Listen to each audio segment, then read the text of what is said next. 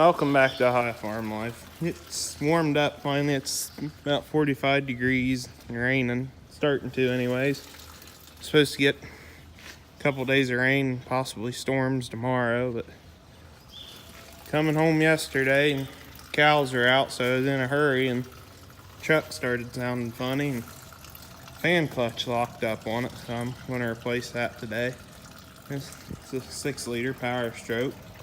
A lot of people hate on them, but I've had really good luck out of this one. It's 2003, so first year for them too. I'm not trying to make 1,000 horsepower with it either. It's all stock, but I wouldn't mind putting a tuner on it and getting the EGR deleted, but I'm not going to try to push anything on it. I'm waiting on the coolant to drain out of it now. You're supposed to just drop it down a little bit so you can get the top radiator hose off here, but I'm gonna go ahead and just change it. I read on these things and they say keep good coolant in them.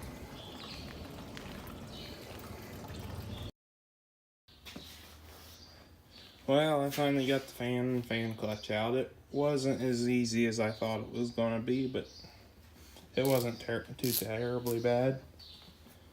I've got new in here put in it, so I'll go ahead and get the old clutch off and then put the new one on. It says these bolts are supposed to be torqued to 30 foot-pounds, so I'm gonna go ahead and get my torque wrench set.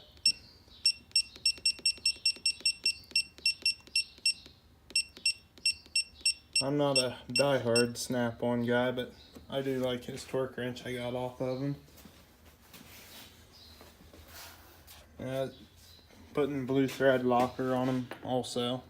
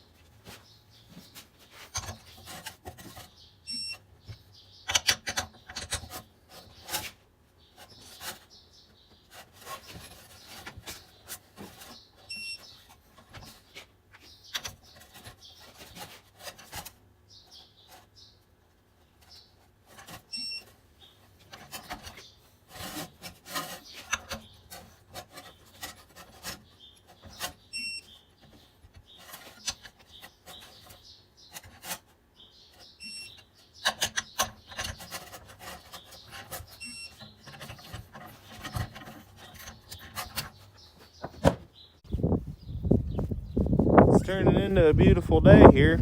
I got the fan clutch all put back in it and everything put back together, and I was a little worried. I got it started and the fan was still running just as it was before, so I took it out and ran it around the block and it come out of it. So I don't know if DCM still thought it had the bad fan clutch on there for a little bit or what, but I'm gonna call that project good. We'll see what else we get into today. Now we're down here at the neighbors. We're loading up another load of corn. We're getting ready to tear the auger down because it's supposed to get a whole bunch of rain and storms tomorrow. Come in here. I'm renting this barn off the neighbor. I got all my hay equipment stored in here, and last fall I noticed when I was cleaning stuff up, my flasher lens on this mine was broke, so I went ahead and picked one of those up today and changed it before a mouse or something got in there and chewed all my wiring. So I've been working on the past couple years getting some Kubota hay equipment, and so far I've liked it. I got disc mine last year, and I got it just in time to do last cutting. I was supposed to have a demo for first cutting, but they were selling out so fast. Every time they'd get one in for me to demo it, somebody come in and buy it. So it wasn't until middle of summer that I got a demo. And then I liked the demo, but it had the frame damaged during transport. So I didn't end up buying that one. I bought a different one. And Kubota's drawbar hitch system I don't like it. So I ended up going with the 2-point model, and I don't think I'd own one that's not 2-point.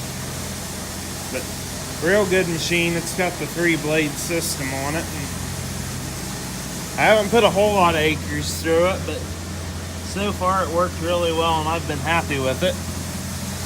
The tedder I got 2 years ago. I never used to see tedders in this area. And they've been becoming more common. It seems like it's harder to make dry hay. In the past, we started using one in probably 2015. It was the first time I'd ever used a tedder, and it was for a lady that we make hay for. She had one in her barn, a 2-basket Citrix, and ended up using that one for a couple years. I'd do hers, and then I'd borrow it to do mine, and then I decided maybe I need to look at one of my own 4-basket to get across things a little quicker. And it ended up with this one. The Kubotas they seem to be a lot heavier built and a lot better built than other companies. I would have loved to have a Krone, but for the money, the Kubota was a little bit cheaper. And they're still built well, but I don't think they're built as well as a Krone, but they're built good enough for the acres I'm running.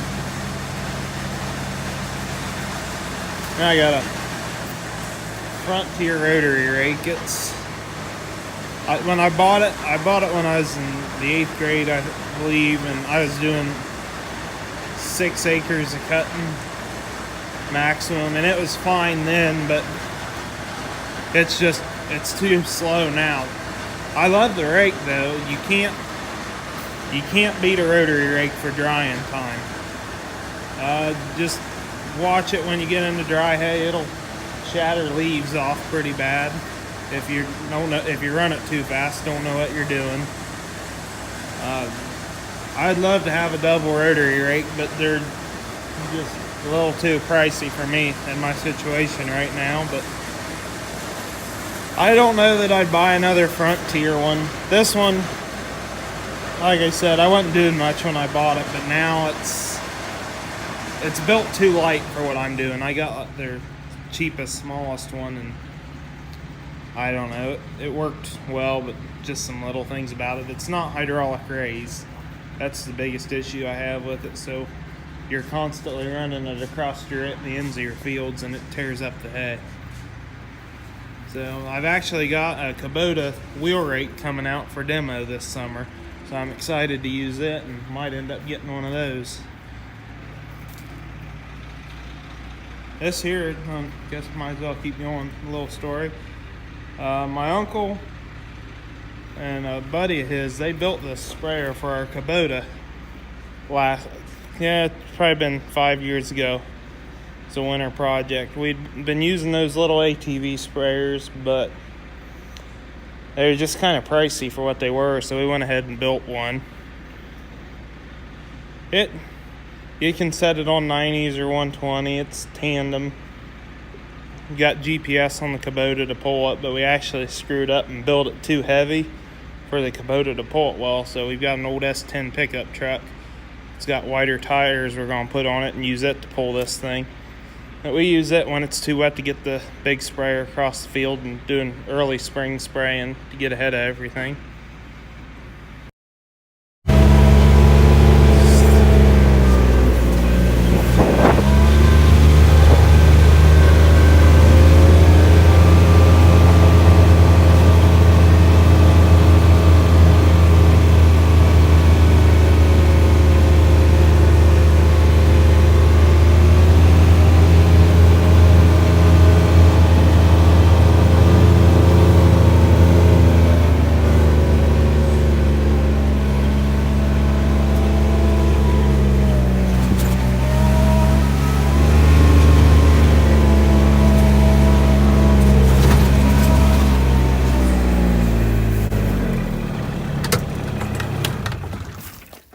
just coming back here, check waterways. We tried burning the grass off of them, but it was a little too wet to burn yet. There you got back here, the wheat looks like it's starting to green up just a little bit. We went ahead and we got it side dressed. I did not get any video of it. Got 30 acres here, and it's on the other side of the ditch there too. But it got real cold and it didn't have any snow on it to insulate it, so I think that's why it's brown. But it looks like it's starting to come out of it. I just checked at 60 degrees today, and it's starting to feel like spring. I kind of hope it sticks around.